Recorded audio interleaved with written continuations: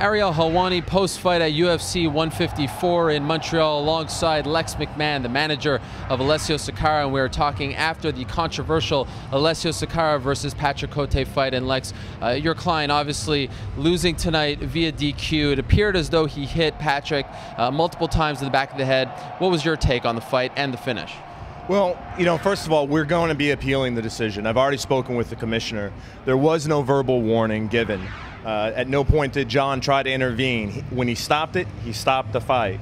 The blows that were allegedly behind the back of the head, when Alessio was making his blows, he wasn't coming 12-6. He was coming around to get to the side of the head. If you were to go back and watch the tape, I think it would clearly show that.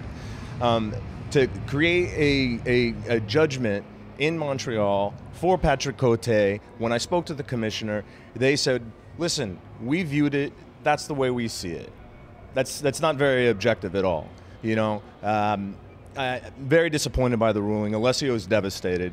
He's not a guy who cheats. So, I've already spoken with Mark Ratner from the UFC, spoken with the commissioner here in Montreal. We absolutely intend on filing an appeal.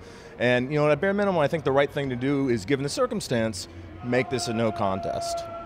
It seemed to me like when Dan didn't stop the fight after maybe one or two of those controversial shots, it seemed like when he did stop the fight, he had stopped it because he thought Alessio won. Do you think he was then pressured by either Cote's camp or the fact that the crowd was booing? We're in Montreal. Do you think that's what happened and then he changed his mind?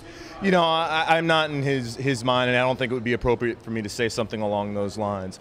However, I do believe that it should be a no contest, that he never provided a warning, that those shots were not intentional, they were not behind the head. To the extent that one or two landed behind the head, you could see that the angle he was going for was on the side of the head, given the angle of the strike. It's an unfortunate situation. I definitely do feel like it was a hometown decision. And, while that may be part of the sport, it's not acceptable and we're going to appeal it. Do you think that this is something that you can actually win? Like, given your experience, you've been around the sport for a long time. Is this a fight that is actually winnable? Whether or not it's winnable doesn't matter. It's a fight that needs to be made. My client deserves the best representation possible. He did not get a fair deal tonight, and it is my intention to make our case before the commission. Did you ask any of the commission members or even the referee, Dan Mergliotta, why he didn't either stop it and give him time to regroup, or just call this a no contest? I did not speak with the referee. I did speak directly with the commissioner. He said that at that juncture, the fight was over because the fighter was out, it looked like. Well, if the fighter was out, the fight was over. So, we'll see how things pan out, but this is something we're gonna advocate for our client zealously, and hope to get a no contest out of the situation. And you talked to Alessio. Tell us how he's feeling right now. I don't think I should say those words publicly. He's very upset. He's a very honorable man, and he feels as if he's being painted as a dishonorable fighter, a cheater, and he's not by any stretch of the imagination. So I think more than anything, obviously I want this to be changed to a no contest, but I want people to understand the character of Alessio Sakara. Okay, and final question, obviously there was some talk that this is kind of a must-win situation for either Alessio or Patrick. Do you think Alessio, even though it's a loss, quote unquote, you think he'll get another shot in the UFC?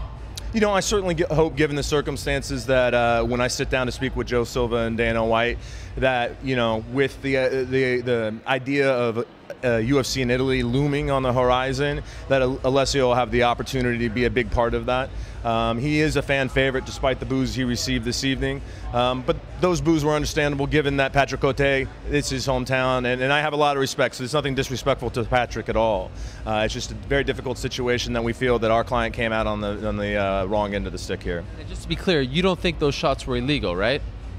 No, I do not. I absolutely do not. Even though the crowd and everyone, and it seemed like they were hitting the back of the heads, the intention and whatnot. Where are we? Right. Okay, I'm just saying, just to be clear. Okay. Where's Patrick from? Montreal. All right. Listen, I get that the fans are behind their fighter. I respect that. That's what makes this sport so amazing. But at the end of the day, when you look at the footage, he wasn't coming 12-6. He was coming from the side. He was aiming. The shots were landing around. So at best, it's questionable. How do you stop a fight and call it a disqualification without even getting a warning under those circumstances? I mean, to me, it's unprecedented. So. Lex, we appreciate the time. Good luck with the appeal. Always a pleasure. Thank you, sir. I appreciate it.